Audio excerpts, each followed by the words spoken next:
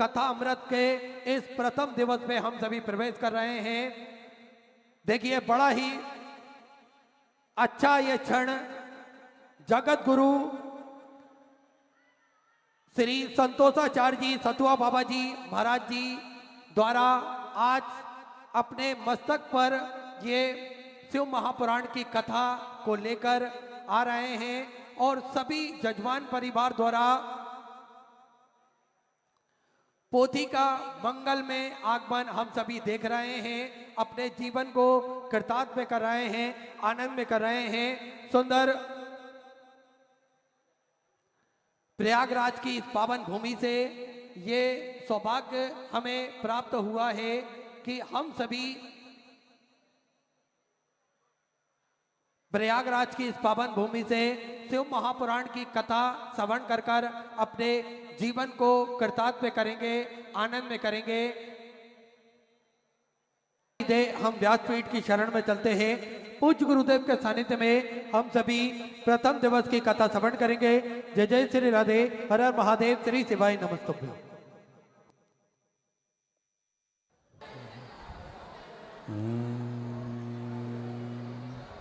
नमः शिवाय।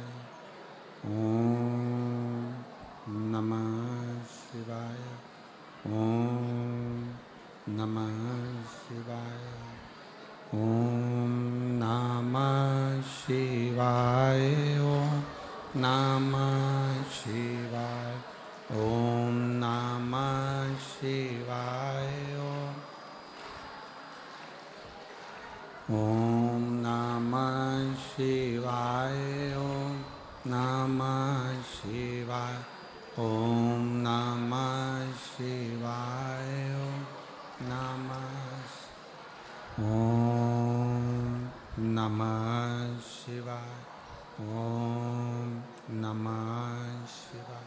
ओम नमः शिवाय। ओम नमः शिवाय। नमः शिवाय। ओम नमः शिवाय।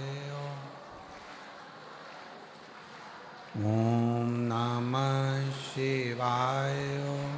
नमः शिवाय। भोला नमः शिवाय। गोरा नमः शिवाय।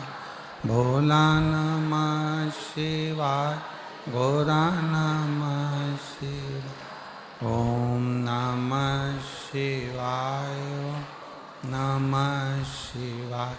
ओम नमः शिवाय। ओम नमः शिवाय। ओम नमः शिवाय। ओम नमः शिवाय। ओम नमः शिवाय। विश्वनाथ भगवान की जय। महाकालेश्वर भगवान की जय। ओंकारेश्वर भगवान की जय। गंगा यमुना सरस्वती माता की। लेटे हुए श्री हनुमान जी महाराज की जय। कुबेरेश्वर महादेव की जय। हर हर महादेव, हर हर महादेव, हर हर महादेव। भगवान देवादिदेव महादेव, भगवान शिव, जिनकी पुनीत पावन पवित्र शिव महापुराण की कथा प्रयागराज की पवित्र धरा पर भगवान देवादिदेव महादेव की कृपा से, उनकी करुणा, उनकी उदारता से आज प्रारंभ हो रही है। कथा मंच पर विराजमान जगतगुरु श्री विष्णु स्वामी संप्रदाय के जगतगुरु श्री संतोषाचार्य जी महाराज सतुआ बाबा जी, एक बार जोरदार ताली बजाकर उनका स्वागत, वंदन, अभिनंदन। कथा मंडप में विराजमान सभी संत साधु गुरुजन तपस्वी जन साधक उपासक ब्राह्मण जन एवं प्रयागराज की पवित्र धरा पर पवित्र भूमि पर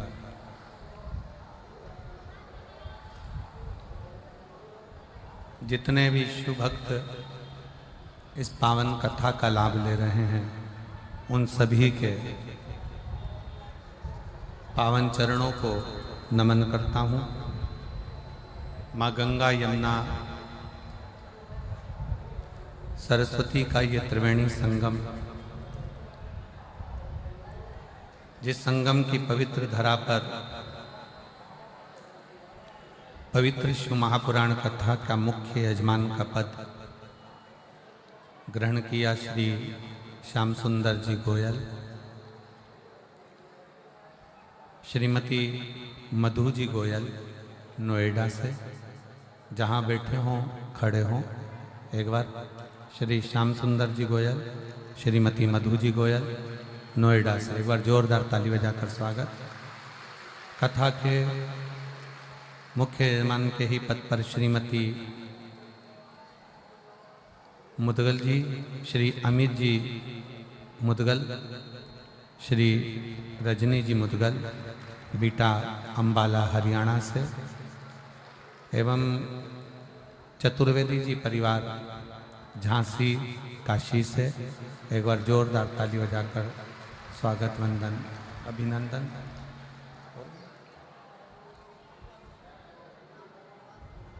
एक यजमान परिवार और है जिसका स्मरण नाम सारंगपुर वाले यजमान, खड़े हो जाएं अपनी जगह पर जहां बैठे हों सहारनपुर वाले, एक बार जोरदार ताली बजाकर उनके लिए विशाल होता है। बड़े भाव से ये पवित्र कथा प्रयागराज की पवित्र भूमि पर प्रारंभ हुई। आज कथा का विलंब है, 1 बजे से 4 बजे तक कथा का समय प्रयागराज का है, पर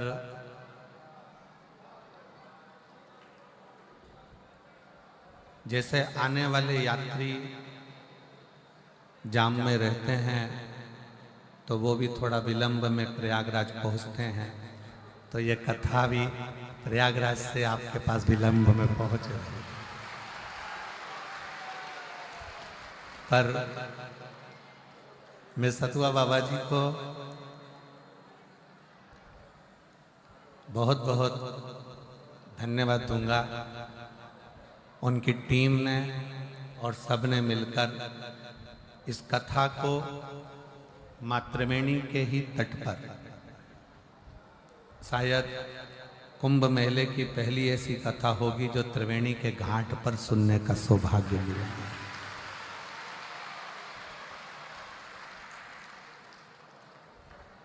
बाबा जी ने रात दिन एक कर कर जो ये व्यवस्थाएं करी है पूरी प्रशासन ने मिलकर, यहाँ के डीएम, एसडीएम, प्रशासन अधिकारी, सब ने बहुत मेहनत की और हमको उम्मीद नहीं थी कि पहले दिन की कथा में आप इतनी संख्या में आ जाओगे कि पंडाल भी छोटे पड़ जाएंगे, ये भी उम्मीद नहीं है। पर वास्तव में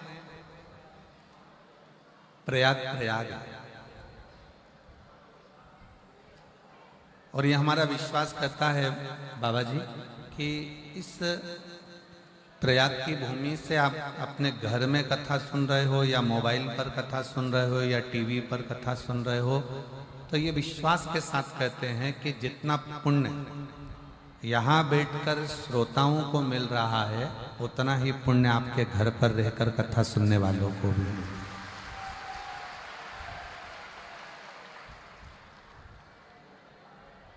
बस एक नियम, हम कहीं पर भी शिव महापुराण में कोई नियम नहीं देते, क्योंकि आप स्वयं नियम में रहते हो, नियम से चलते हो और नियम से कार्य करते हो।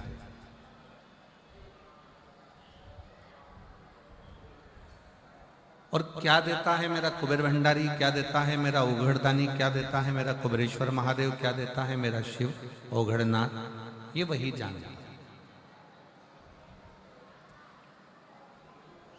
गंगा यमुना सरस्वती का त्रिवेणी का संगम, माँ की गोद में बैठकर ये कथा सुनना, कथा श्रवण करना,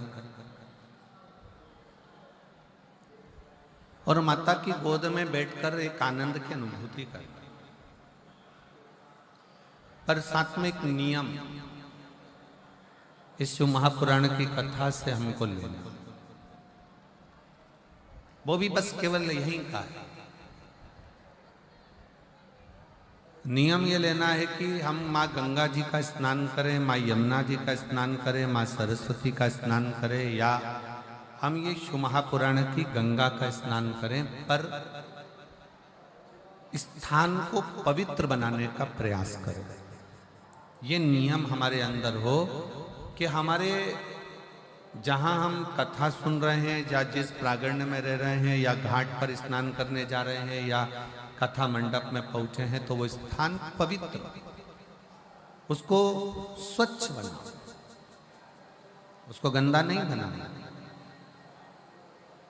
ना जाने कौन कौन नया नया नियम बना जाता है कि आप तीर्थ में स्नान करने जाओ तो अपने कपड़े छोड़कर आ जाओ।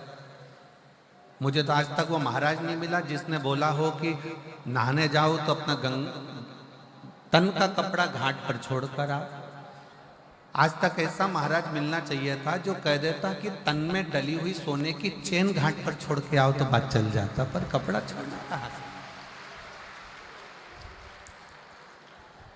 घाट पर लोग स्नान करने जाते हैं, इतने सारे तन के कपड़े छोड़ जाते हैं, इतने सारे वस्त्र छोड़ जाते हैं। जो नहाने जाता है वो आपके वस्त्र को लांग कर जाता है।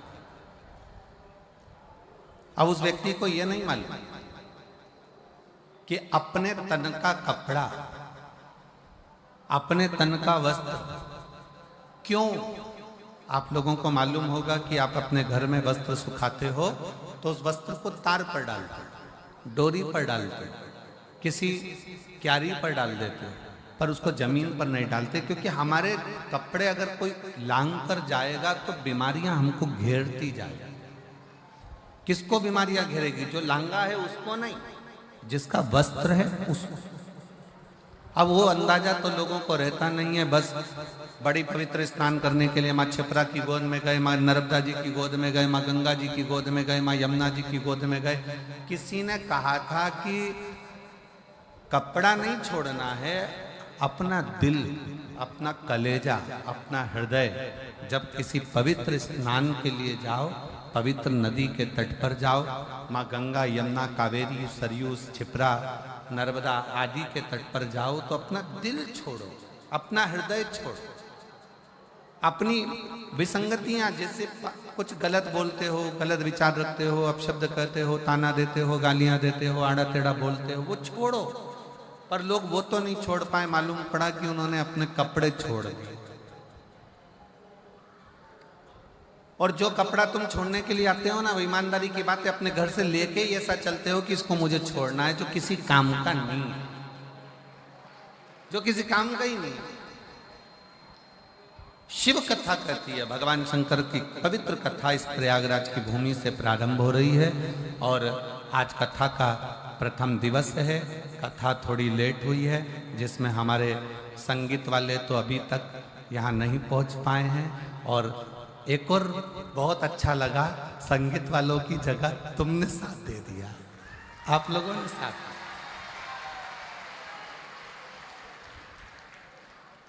और बहुत अच्छा लगा कि संगीत वाले नहीं आए तो कम से कम आपकी ताली और आपकी आवाज, क्या बोल्ड तरह से बोले हो, नजर उतर वाले ना आपको, क्या जोरदार है। धन्य बाबा जी, ये पक्के भक्त हैं। और ये एक ही बात पूछते पूछते हैं, सतुआ बाबा शिविर का, सतुआ बाबा शिविर का, सतुआ बाबा शिविर का। और बहुत प्रेम से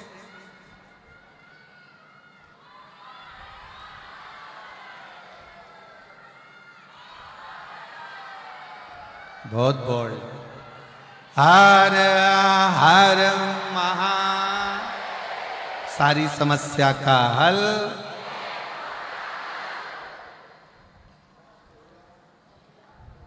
एक लोटा जल।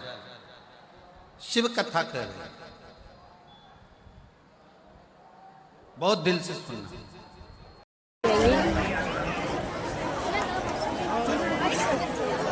दीदी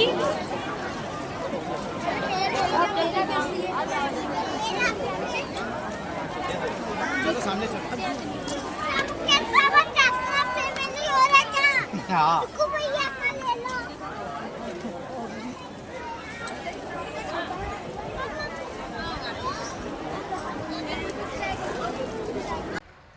बहुत दिल से सुनना। कथा सुनने के लिए आप कहीं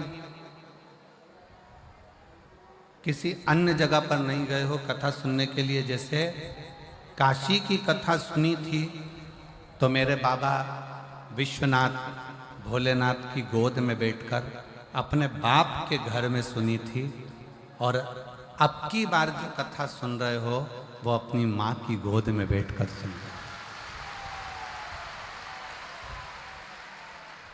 और बाप और माँ का लाड़ प्यार क्या होता है मालूम है आपको? माता और पिता का लाड़ प्यार क्या है? पिता की गोद में बैठकर कथा सुनी तो कितनी शीतलता थी, थोड़ी ठंडकता थी, खूब आनंद था। पर माता कैसी होती है? माता की गोद कैसी होती है? माँ थोड़ी देर में तो प्रेम करती और थोड़ी देर में क्रोध करती है। इसलिए प्रयागराज का मौसम भी ऐसा ही है। रात को ठंड लगेगी, सुबह ठंड लगेगी, दिन में गर्मी लगेगी, क्योंकि माँ है ना यहाँ। माता का भाव ही ऐसा होता है, थोड़ी देर में नम्रता है, थोड़ी देर में प्रेम करेगी, थोड़ी देर में क्रोध करेगी। कहाँ गया था, कहाँ चले गया था, क्यों गया था, इधर आओ, आओ बैठो, कहाँ गए थे। तो बस आप ये सोचकर कथा सुनो कि मेरी माँ के पास में बैठकर कथा सुन रहे हो। कथा का लाभ। और जिस कामना से आप कथा श्रवण करने के लिए आए, जिस भाव से आए हो, जिस दिल से आए हो, जिस हृदय से आए, केवल मां गंगा का जल भरकर नहीं ले जाओगे आप। ये हमारा विश्वास कहता है कि जिस कामना से आए हो वो कामना भी पूरी कर कर यहां से जाओ। पूरी कामना। शिव कथा कह रही है, भगवान शंकर का चरित्र कह रहा है। शिव महापुराण की कथा में से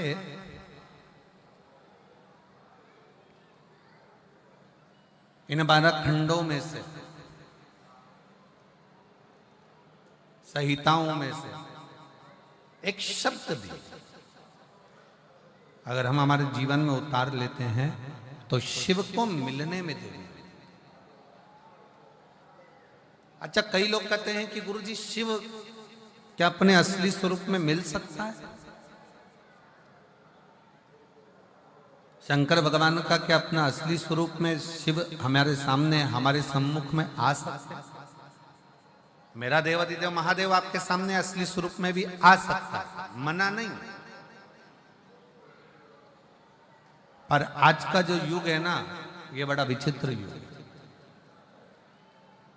आज का जो समय है ये बड़ा विचित्र समय है। इस समय में आप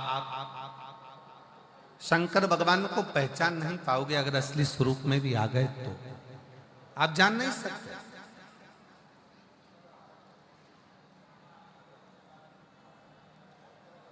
शिव अगर सत्यता के सम्मुख में सामने आकर प्रकट भी हो जाए, सामने आकर खड़े भी हो जाए, तो आप उसको पहचान नहीं पाओगे। आपके मन में आएगा, हो सकता है कोई बहरूपिया, हो सकता है कोई तिलक लगाया, हो सकता है कोई ने वेश बनाया, हो सकता है कोई स्वरूप धर कर आ गया। आप शिव को पहचानोगे तो शिव सामने कभी नहीं आते। आप सबके स्मरण में होगा, एक बार लंका का राजा रावण भगवान शंकर को ढूंढने के लिए निकला। और लंका का राजा रावण जब भगवान शिव को ढूंढने के लिए निकलता है, ढूंढते ढूंढते लंका का राजा रावण थक जाता, थक गया और थककर चूर होकर बैठ गया।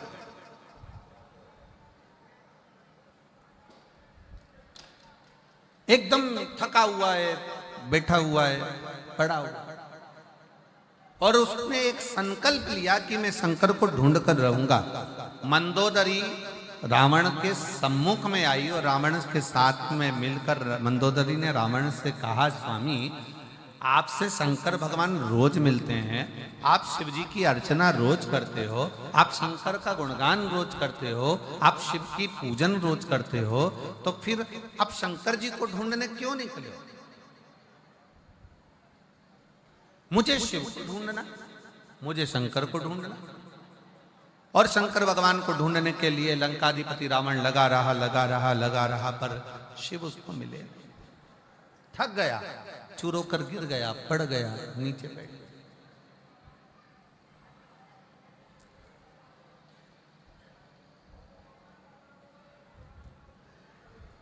भगवान शिव को लगा मेरा भक्त है, मेरा भजन करने वाला है, मेरा स्मरण करने वाला। शंकर भगवान बोले, काम करो नंदी, जाओ जरा, और नंदी तुम जाकर लंकाधिपति रावण को समझाओ कि शिव को ढूंढने के लिए तुम मत करो, तुम एक काम करो कि जहां पर हो वहीं पर एक पार्थिव लिंग का निर्माण करो, और पार्थिव लिंग का निर्माण कर कर उसकी पूजन करो।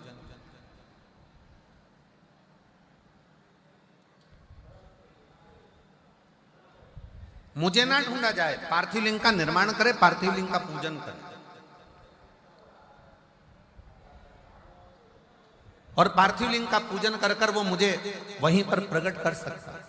पर रावण कह रहा है कि मैं शिव को ढूंढने के लिए निकला हूं, पार्थिव लिंग का पूजन नहीं, स्वयं शंकर को अपने साथ में लेकर मैं लंका तक जाऊंगा, लंका तक पहुंचूंगा।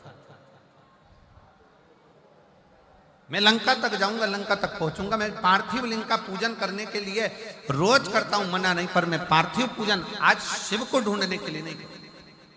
और रावण ढूंढते ढूंढते ढूंढते ढूंढते थक गया, पर शिव नहीं, शंकर नहीं। तब मंदोदरी ने रावण के हाथ का स्पर्श कराकर थोड़ी सी बालू मंदोदरी लेकर जाती है, और मंदोदरी उस बालू से शिवलिंग का निर्माण करती है। केवल रावण के हाथ का स्पर्श कर कर बालू मंदोदरी लेकर जाती है, और मंदोदरी ने पार्थिव शिवलिंग का पूजन करा, पार्थिव लिंग का पूजन करा, पार्थिव पूजन करी। और जैसे ही पार्थिव लिंग की पूजन मंदोदरी ने करी, इतनी देर में रावण के सम्मुख में भगवान देवाधिदेव महादेव तुरंत प्रकट हो जाते, स्वयं सामने आकर खड़े हो। अर्थात शिव महापुराण की कथा एक बड़ा सुंदर प्रसंग वर्णन करती है। लंकाधिपति रावण का ये प्रसंग कहता है कि घर का कोई सदस्य, परिवार का कोई सदस्य जब शंकर जी के पार्थिव लिंग का पूजन करता है या भगवान शंकर को एक लोटा जल चढ़ाता है, उसके घर का यदि एक सदस्य भी शिव के मंदिर तक जा रहा है, उसके घर का एक सदस्य भी अगर शंकर के शिवालय तक जा रहा है, तो ये निश्चित है कि परिवार का एक सदस्य भी अगर शंकर का भजन कर रहा है, तो वो एक सदस्य, इसलिए शास्त्र कहता है, उज्जैन का ऋण मुक्तेश्वर मंदिर का दरवाजे पर लिखा है कि शिव महापुराण सुनने वाला, शंकर का स्मरण करने वाला, शंकर को एक लोटा जल चढ़ाने वाला केवल एक पीढ़ी या 7 पीढ़ी को नहीं, 71 पीढ़ी को पार लगा दे।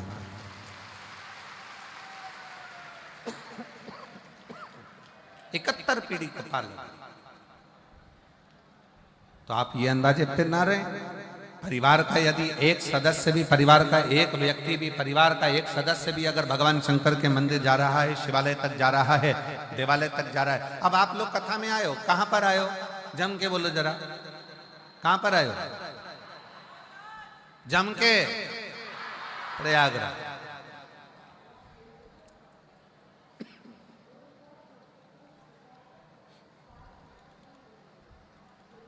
स्नान कर लिया? जम के बोलो जरा, हाउ, ठीक है। प्रणाम कर लिया? ठीक है।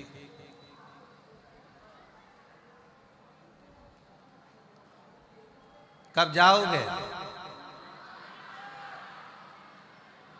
16 के बाद। अच्छा ठीक है।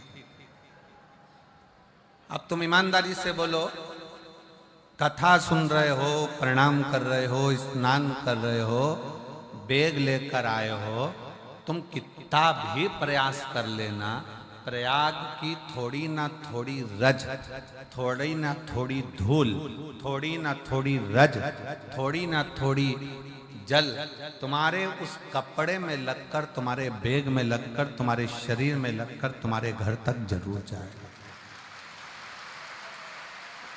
अब गया, तुम अकेले आए हो, 2 जनी आए हो, 4 जनी आए हो, जिस जिसके घर से तुम्हारे घर से आए, चलकर जब तुम प्रयागराज की भूमि से, जब प्रयागराज की धरा से जब यहां से जाओगे, तुम्हारे गांव में तुम पैदल चलकर जाओगे, तुम्हारे शरीर की रज उस गांव में गिरेगी, तुम्हारे शरीर की रज, तुम्हारे बैग की रज तुम्हारे घर में गिरेगी। वो रज तुम्हारे शरीर की, तुम्हारे बैग की, तुम्हारे परिवार में कहीं ना कहीं वो गिरेगी, और तुम्हारे दूसरे के शरीर से भी अगर वो लगेगी तो ये निश्चित है कि 144 वर्ष के बाद पड़ने वाले महाकुंभ का फल भी उसको प्राप्त होगा।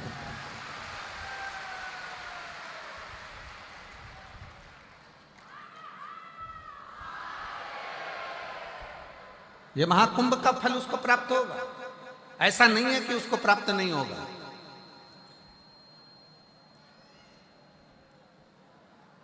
कल महाराज जी आपने लेने भेजा केसरी जी को और केसरवानी जी को। केसरवानी जी कल लेने आए और उनके साथ में कोई पवन जी भी थे और 1-2 लोग और थे। तो वो आपस में बात कर रहे थे, गुरु जी हम तो गंगा मैया को देख देख के आश्चर्य में पड़े हुए हैं। हमने पूछा क्यों, किस लिए, क्या कारण है? तो कहा महाराज जी, एक तो लोगों का बैग, कपड़े, सामान, और ऊपर से लोग यहाँ गंगा नहाकर जा रहे हैं तो साथ में भर के भी ले जा रहे हैं। अब हम रोज जो प्रयाग में रहने वाले हैं वो गंगा जी को रोज देखने के लिए, दर्शन के लिए आते हैं कि मैया कितनी कम हुई, मैया कितनी कम हुई, क्योंकि इतनी करोड़ों जनता, लगभग कल तक का आंकड़ा था कि 50 करोड़ लोग नहाकर जा चुके हैं, स्नान कर जा चुके हैं।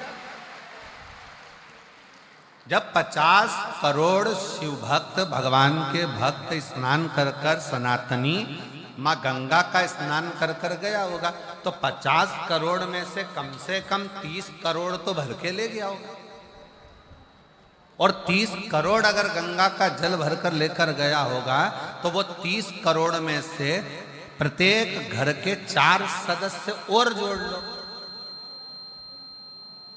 उनने भी उस गंगा का स्नान करा होगा, गंगा का दर्शन करा होगा, गंगा का स्पर्श किया होगा, प्रणाम करा होगा, नमन करा होगा। जरा विचार करो। तो कल केसरवानी जी कह रहे थे, गुरुजी लोग गंगा भर भर कर ले जा रहे, भर भर कर ले जा रहे, भर भर कर ले जा रहे, पर हम देखते हैं कि गंगा तो ऐसी ही अपनी अविरल धारा में बहती चली जा रही है। हमने कहा केसरवानी जी, यह गंगा मैया हमको सीख देती है कि तुम माँ के पास आए हो ना, तो माँ की कृपा कभी कम नहीं होती, वो बरसती ही रहती है और बढ़ती ही रहती है, वो देती ही रहती है।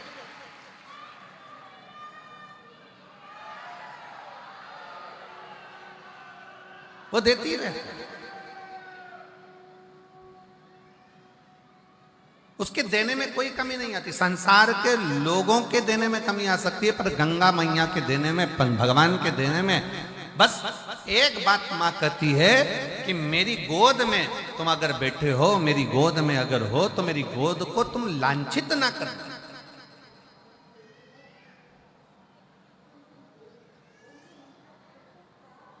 और कितना कितना विधर्मियों ने इस प्रयागराज के कुंभ को बदनाम करने के लिए कितना कितना विधर्मियों ने चाल चली। हालांकि कितनी चाल चली कि आगे रहकर कुछ ना कुछ ऐसी हरकत कर लोगों को धक्का देना या ये करना या वो करना, और प्रयागराज के कुंभ को बदनाम करने के लिए अथक प्रयास किया और सोचा कि अब कुंभ में कोई नहीं आएगा, परंतु उनको क्या मालूम था कि ये सनातनी शेर हैं। लोग कहते हैं सनातनी सो रहा है। जिनकी सोच में यह भरा हुआ है कि सनातनी सो रहा है, वो समझ लेना कि बेवकूफ है। वो बेवकूफता उसकी पागलपंती है जो कहता है कि सनातनी सो रहा है और हम सनातनियों को जगा रहे हैं। सनातनी कभी सोता ही नहीं है। और उसका नजारा अगर देखना है तो एक बार प्रयागराज की पवित्र भूमि पर आकर देखो, जो 50 करोड़ लोग यहाँ कर 50 करोड़ लोगों के घर पर पीला चावल नहीं भेजा था। 50 करोड़ लोगों के घर पर जाकर किसी ने निमंत्रण पत्र नहीं दिया था, पर वो 50 करोड़ लोग अपनी आस्था, विश्वास और श्रद्धा के साथ जय मां गंगे त्रिवेणी का संगम, लेटे हनुमान जी की कृपा, बाबा का नाम लेकर बोल बम बोल बम बोल बम बोल बम बोल बम बोल बम बोलते बोलते बोलते बोलते सिर पर बेग तोलम सामान सारा चले जा रहे। 8 किलोमीटर, 5 किलोमीटर, 10 किलोमीटर, 12 किलोमीटर पैदल पैदल पैदल पैदल चले जा रहे। और पूरा प्रयाग जितने प्रयाग के रहवासी हैं, जितने प्रयाग के रहवासी हैं, इन प्रयाग में जिन्होंने अपने अपने पक्के मकान बनाकर रखे हैं, जिस प्रयाग के रहवासी जो इस प्रयाग में रहते हैं, मैं उनके चरणों को अगर धो धोकर भी पीऊं तो कम पड़े। इस प्रयाग के रहवासियों ने अपने अपने दरवाजे खोल दिए, अपना अपना घर खोल दिया। प्रयाग के रहवासियों के छोटे छोटे झोपड़े, छोटे छोटे मकान उन्होंने खोल दिए। हमको कल कोई बता रहा था कि प्रयाग की एक महाराज जी, एक प्रयाग का कोई विश्वकर्मा परिवार का एक छोटा सा 3 का मकान है, जिसमें उसके बच्चे रहते हैं, 4 बहुएं रहती हैं, परिवार रहता है। और उस विश्वकर्मा परिवार ने अपना घर खोला और उसके घर में वो विश्वकर्मा परिवार का पति, बहू, बेटा, बच्चे दूसरे के घर में जाकर सोए। और सनातन धर्म के जो शिव भक्त आए हैं, मां गंगा के घाट पर उनको अपना घर दे दिया। और हमने पूछा उस व्यक्ति से कि तुम विश्वकर्मा जी क्या रुके, तो उन्होंने तुमसे रुकने का पैसा लिया होगा, उन्होंने धन लिया होगा। नहीं महाराज जी, उसने 1 रुपया नहीं लिया और अठन्नी भी उस विश्वकर्मा परिवार ने नहीं ली, बल्कि उसकी बहुओं ने 3 दिन तक, 4 दिन तक, जो हम फंसे थे तो हमको 4 दिन तक विश्वकर्मा परिवार ने भोजन बना बना कर खिलाया और हमसे 1 रुपया नहीं लिया। ऐसे शिव भक्त इस प्रयाग की धरा पर, ऐसे भक्त भरे पड़े हैं प्रयागराज में। लोग कहते हैं संत प्रयाग में आते हैं, साधु प्रयाग में आते हैं, तपस्वी प्रयाग में आते हैं, साधक प्रयाग में आते हैं। आज मेरी व्यासपीठ प्रयाग में रहने वाले एक गरीब से लेकर अमीर तक के व्यक्ति को नमन करती है कि प्रयाग में संत बाद में आते हैं, पर प्रयाग के लोग भी किसी संत और साधु से कम नहीं है। किसी तपस्वी से प्रयाग के रहने वाले लोग कम नहीं है, ये साधकों से कम नहीं है, जो रहकर आए हुए शिव भक्तों की सेवा में लगे हुए। सेवा का साधता घर का अगर एक सदस्य, क्या हुआ, देवराज नाम के ब्राह्मण का चरित्र कर रहा है। देवराज ब्राह्मण की कथा कथी है कि देवराज ब्राह्मण कुल में जन्म लेने के बाद भी ब्राह्मण तत्व को धारण नहीं कर पाया और ब्राह्मण कर्म नहीं कर पाया।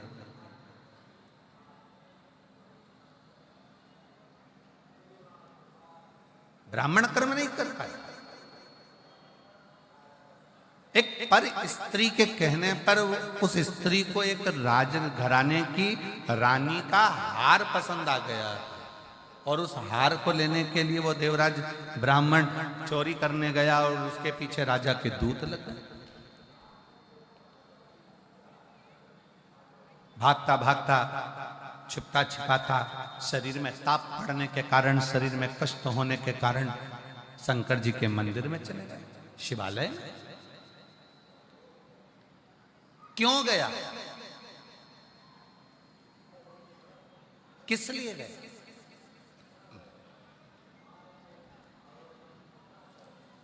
सबको मालूम है प्रयागराज में भीड़ बहुत हो रही है। सबको मालूम है प्रयागराज में बहुत भीड़ है, बहुत भक्त आए हुए हैं, सबको मालूम।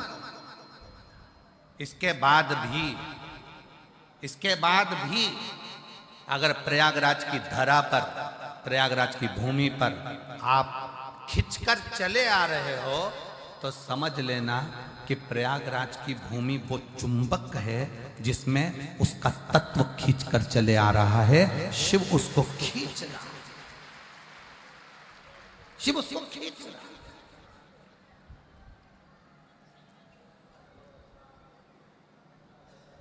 अब इतना बड़ा प्रयाग और इतने बड़े प्रयाग में 21 नंबर सेक्टर ढूंढना, पीपा पुल नंबर 1 ढूंढना, सतुआ बाबा का शिविर ढूंढना महाराज जी, और इतने बड़े प्रयाग में ढूंढते ढूंढते ढूंढते ढूंढते और तुम सब सतुआ बाबा शिविर को ढूंढते ढूंढते ढूंढते तुम यहाँ पहुंच जाना। हमको तो विश्वास नहीं था, हमको तो लग रहा था कहीं ना कहीं ट्रैफिक में फंसे होंगे, कोई कहीं फंसा होगा, कोई कहीं होगा है। जब संगीत वाले यहाँ तक नहीं पहुंचे तो श्रोता कहाँ से पहुंच जाएंगे है? आ गए। अच्छा अच्छा,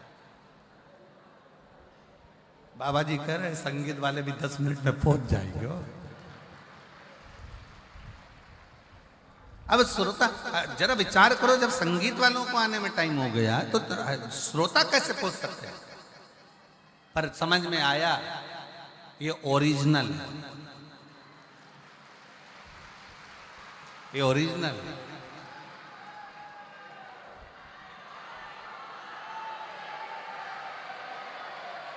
और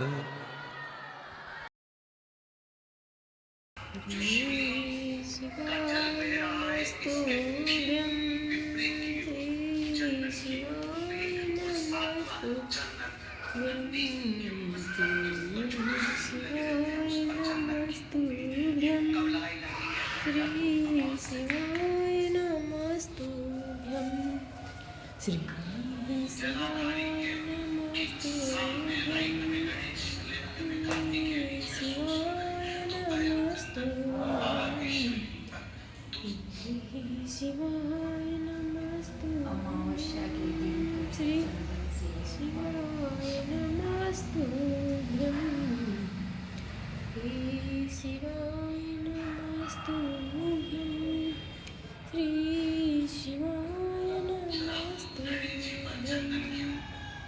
श्री शिवाय नमस्तुभ्यं श्री शिवाय नमस्तुभ्यं। पर बैठकर भगवान से अपने हृदय की बात बड़े भाव से, दिल से, माँ त्रिवेणी का संगम, प्रयागराज की भूमि और माँ गंगा के इस पवित्र त्रिवेणी संगम पर शिव महापुराण के अंतर्गत दिल से प्रार्थना करिए।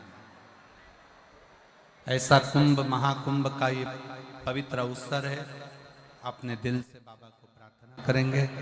जहाँ जगह मिले वहाँ बैठकर भाव से बाबा को निवेदन करें।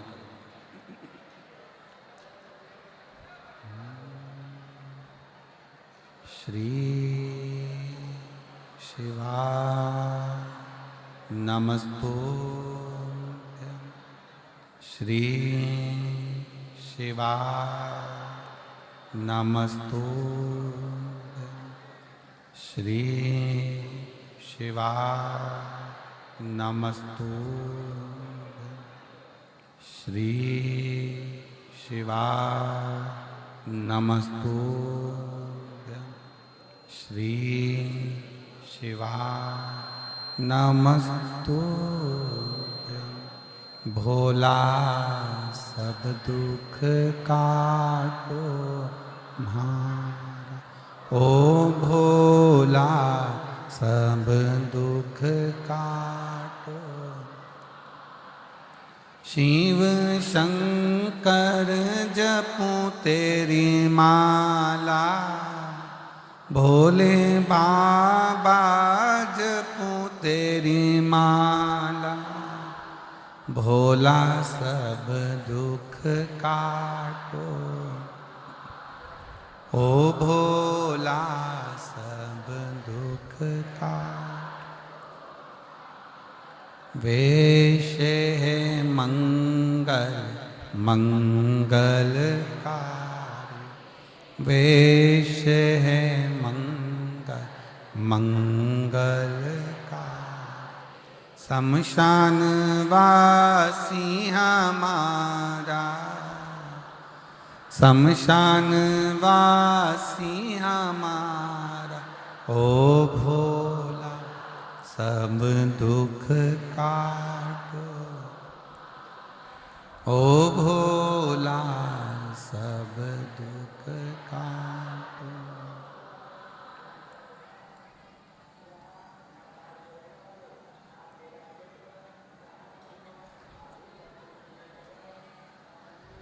भगवान देवादिदेव महादेव, भगवान शिव,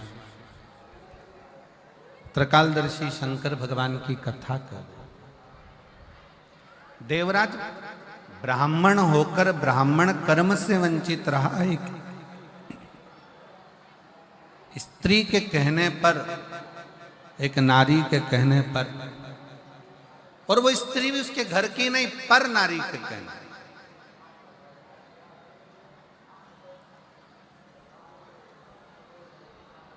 रानी का हार चुरा कर लाया, चोरी का धन लेकर जा रहा था। शरीर में ताप पड़ा,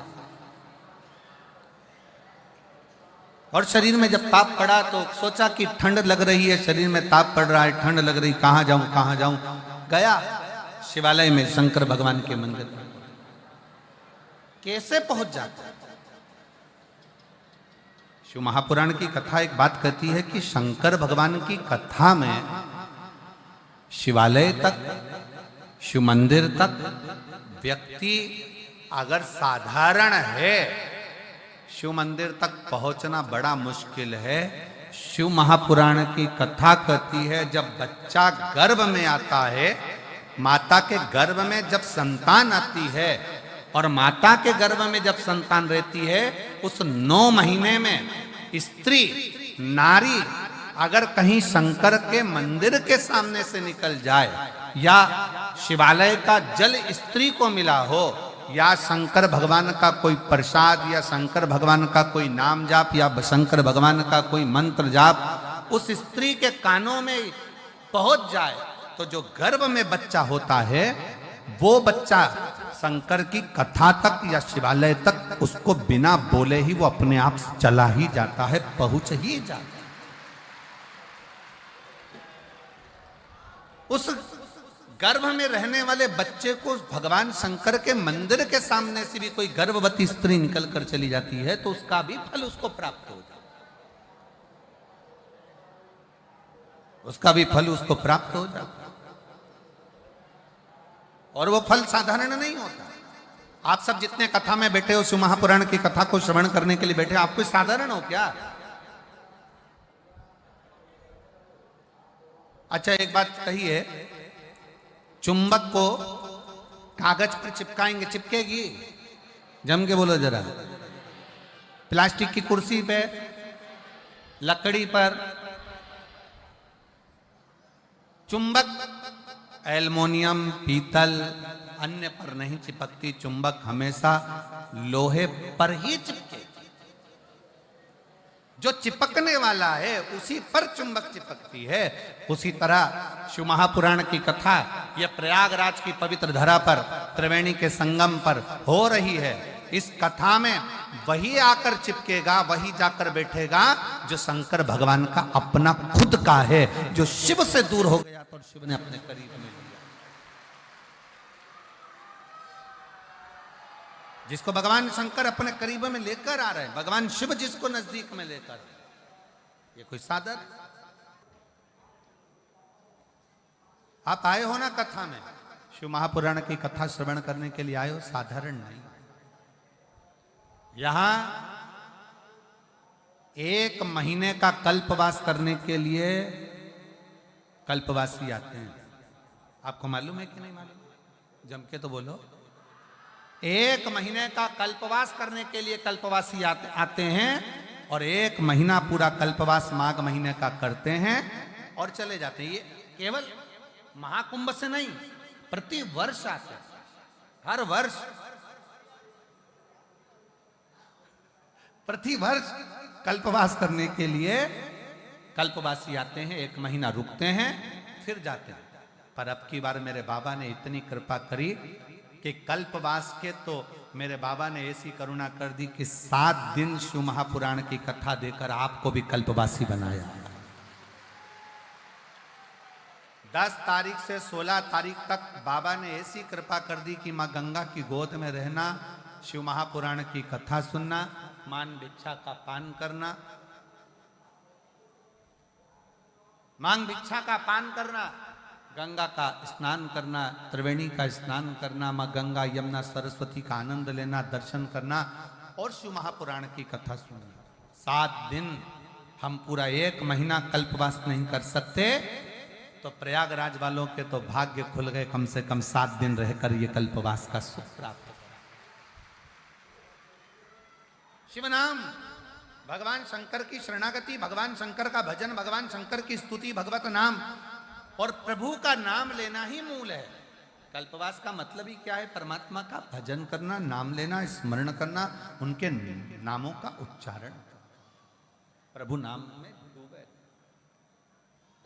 भगवान शिव के नाम का उच्चारण, भगवान शंकर की भक्ति, भगवान शंकर का मंत्र जाप, स्मरण करो। 7 दिन रहकर भगवान की भक्ति में डूबे। घाट पर ज्यादा भीड़ हो ना,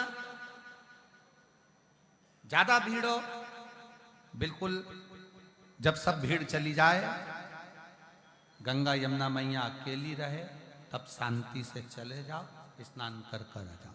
भीड़ वाली जगह पर अपने को जाना ही नहीं।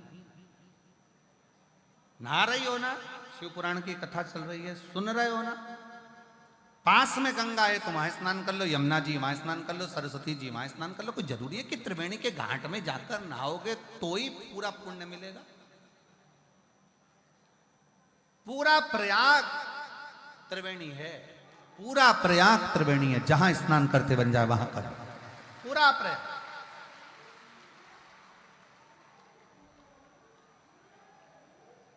अच्छा चलो, भोजन करते हो ना, अरे बोलो तो जम के, कुबेरेश्वर धाम कौन कौन होकर आया है?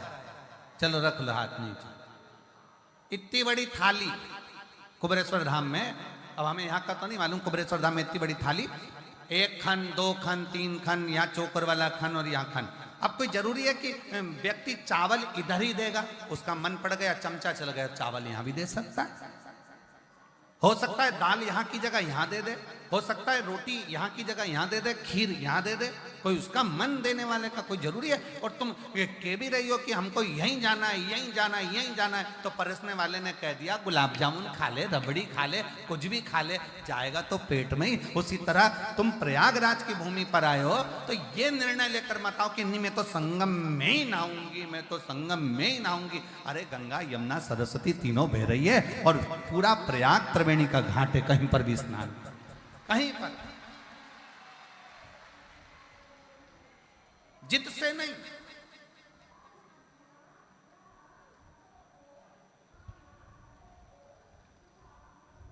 गंगा नहाने का तो एक कितना बड़ा नियम बताया कि किसी को ठोकर देकर भी गंगा नहीं नहाई जाती, मालूम है आपको?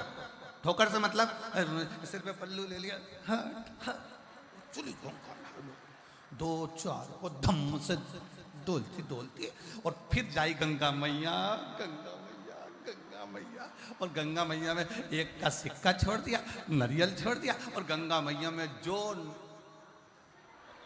डुबकी जो लगाई डुबकी, और डुबकी लगाते से ही गले की चैन। अब अरे गंगा मैया मेरी चैन, गंगा कही तूने भी तो 2 को बेचैन करा था, तू भी 2 को बेचैन करके आई थी, इसलिए हो गया। दिल से स्नान करो, मना नहीं, पर जहां जहां सरलता सहजता। ये 7 दिन भले लोग कहें कि माघी पूर्णिमा 12 तारीख को हो जाएगी कल्पवासी, परंतु हमारे शिव भक्तों के लिए, हमारे शंकर के भक्तों के लिए, शिव तत्व के लिए त्रिवेणी के घाट पर ये 7 दिन का कल्पवास मिला है। इसको आनंद से करो, ये आनंद का मिला, इसको खूब करो, दिल से करो, स्नान आदि भजन कीर्तन पूजन सब करो, नहाओ वहां, कथा सुनो यहाँ, और भोजन सतुआ बाबा शिविर में, सतुआ बाबा शिविर में आओ, लाइन लगाओ, प्रेम से पाओ, सेवा करो, भजन करो, कीर्तन करो। और हम तो बाबा के भरोसे, कहाँ गई? हम तो बाबा के भरोसे चलते हैं, ये दुनिया वाले जलते हैं, ये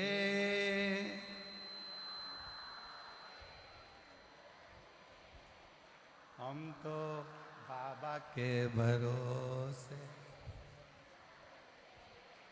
हम तो बाबा के,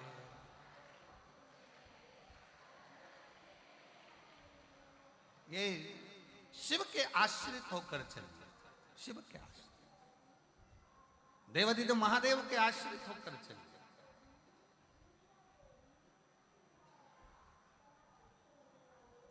बाबा ने हमको चलना सिखाया, बाबा ने हमको चलना, सब भक्तों से मिलना सिखाया, सब भक्तों,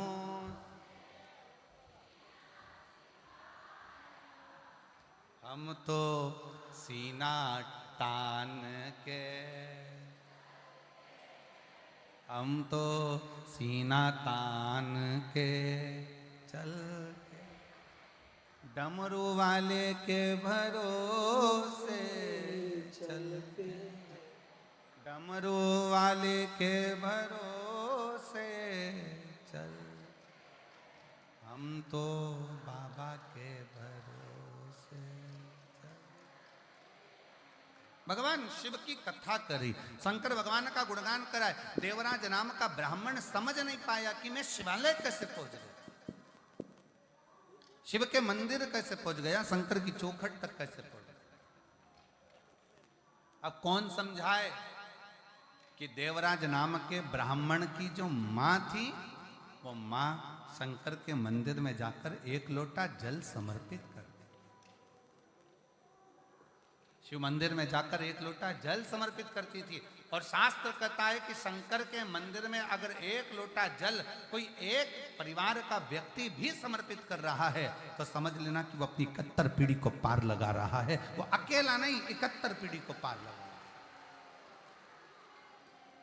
स्वयं शिव के मंदिर में मां जाती, एक लोटा जल समर्पित करती, शिव का भजन करती, शंकर का स्मरण। और क्या नहीं देता शंकर, एक लोटा जल का प्रमाण क्या है?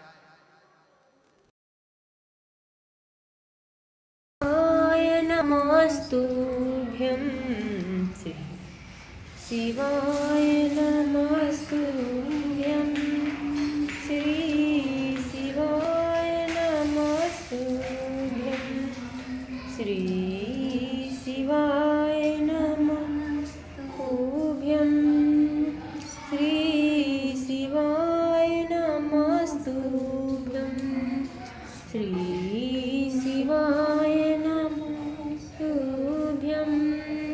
श्री शिवाय नमस्तुभ्यं।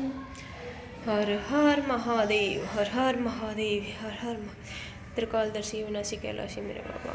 दुनिया की निगाह में भले रहता हो कि शिव महापुराण की कथा तो रोज होती है, शिव महापुराण की कथा तो अपन श्रवण करते हैं, पर आप श्रवण करने के लिए अगर पंडाल में बैठे हो, श्रवण करने के लिए यदि आए हो, तो इतना भी अंदाजा लगा कर रखना कि मेरा शंकर तुम्हारी झोली, तुम्हारा बैग खाली नहीं भेजेगा, वो भर कर जरूर भेजेगा, वो भेजे। बोल बम का नारा है सारी समस्या का हल। कोई लेट बनता है, कोई जल्दी बनता है, पर शिव को जल चढ़ाने वाला एक दिन सेठ जरूर बने। आप शिव के आश्रित, देव समझ नहीं। और देवराज नाम का ब्राह्मण अपनी माता के अनुकूल, जो माँ जल चढ़ाती थी उसकी कोई पुण्याई सामने आई होगी, और उस पुण्याई के अनुसार, उस पुण्याई के बल पर, उस पुण्याई की प्रबलता में बाबा ने ऐसी कृपा करी कि देवराज के शरीर में कष्ट हुआ और देवराज शंकर के मंदिर पहुंच गया, दुबक कर बैठ गया। शरीर में ताप है, शरीर में ताप,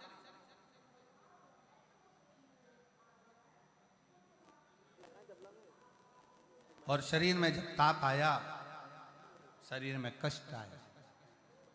जैसे ही शिव महापुराण की कथा चल रही थी, 2 क्षण की शिव पुराण की कथा उसके कानों में, देवराज के कानों में चली गई, और इतने में कथा जाते ही थोड़ी देर बाद महात्मा जी चिल्लाए हर हर। जैसे ही महादेव कहा, देवराज को लगा कि मेरे सर में तो दर्द है, ऊपर से महाराज जी चिल्ला रहे हर हर महादेव, हर हर महादेव, हर हर महादेव। कैसे हो, कैसे हो?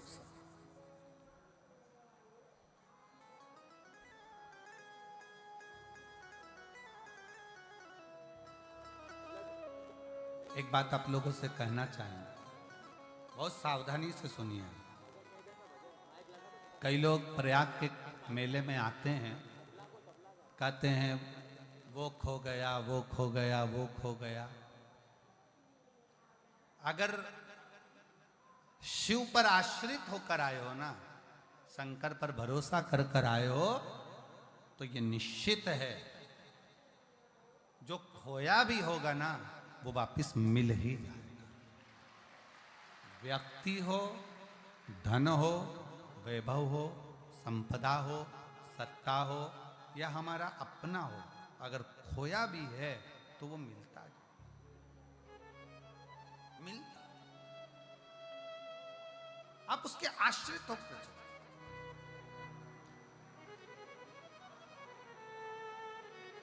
उसके आश्रित होकर चलो। देवराज ब्राह्मण समझ नहीं पाया, और देवराज नाम का ब्राह्मण समझ नहीं पाने के कारण सोचा कि मैं यहां से जाऊं। जैसे ही हर हर महादेव होता वो छोड़कर चल दिया। बाहर निकला, एक बेलपत्री के वृक्ष के नीचे ताप के कारण उसका शरीर छूट गया। शरीर छूटा, सामने से भगवान शंकर नंदी लेकर आ रहे हैं।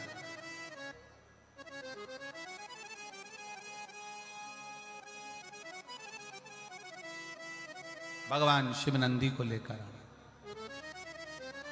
और भगवान देवाधिदेव महादेव जब नंदी को लेकर पधारे, नंदी को लेकर जैसे ही आए, देवराज नंदी पर बैठा है, शंकर भगवान नंदी को पकड़कर चल रहा है। पूरा 33 कोटि देवता देखकर आश्चर्य कर रहे हैं कि ये क्या हो रहा है। शिव पैदल हैं, और देवराज ब्राह्मण नंदी पर वो जो चोरी कर कर लाया है, जो मदिरा के नशे में रहता है, जो जुए में रमा रहता है, पर स्त्री गमन में लगा रहता है, और वो नंदी पर बैठकर चल रहा। बड़ा आश्चर्य हो, बड़ा आश्चर्य होने लगा। ये कैसे हो सकता है, ये कैसे हो सकता है? आश्चर्यचकित होता। पूछ लिया देवराज नाम के ब्राह्मण ने भगवान शंकर से कि ये बात बताओ कि मैंने तो पाप किया, मैंने तो चोरी करी, निंदा करी, बुराई करी, मैंने छल करा, पर स्त्री गमन करा, मदिरा का पान करा, मांसाहार करा, वैश्यावृत्ति करी, गलत काम करा, जुआ करा, पर मैंने ऐसा कौन सा पुण्य कर दिया जो आप मुझे नंदी पर बिठाकर लेकर जा रहे हो? तब भगवान देवाधिदेव महादेव कहते हैं, अरे देवराज, तूने सबसे बड़ा पुण्य कर लिया कि तू 2 क्षण के लिए शिव महापुराण की कथा तेरे कानों में चली गई, इसलिए तू कैलाश धाम का अधिपति। भगवान शिव तुझे लेने के लिए आए, और तेरे प्राण भी छूटे तो बेलपत्री के वृक्ष के नीचे छूटे, बेलपत्र के वृक्ष के धन्य।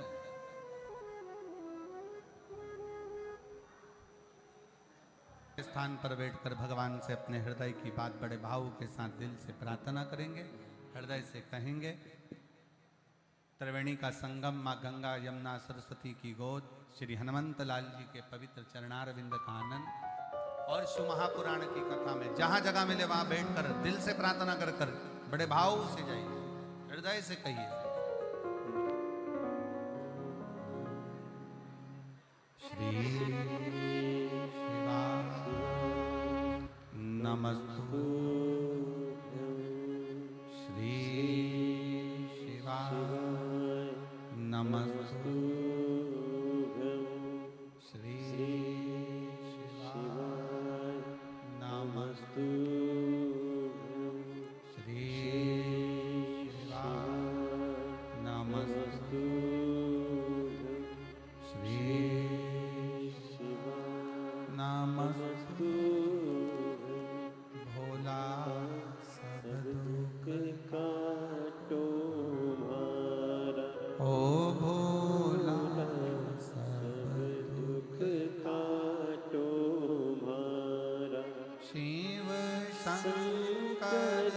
जपू तेरी माला, भोले बाबा जपू तेरी माला, भोला सब दुख काटो मारा। ओ भोला सब दुख काटो मारा। वेश है मंगल मंगलकारी, वेश मंगल मंगलकारी, शमशान वासी हमारा, शमशान वासी हमारा। ओ सब दुख काटो मारा। ओ सब दुख काटो मारा।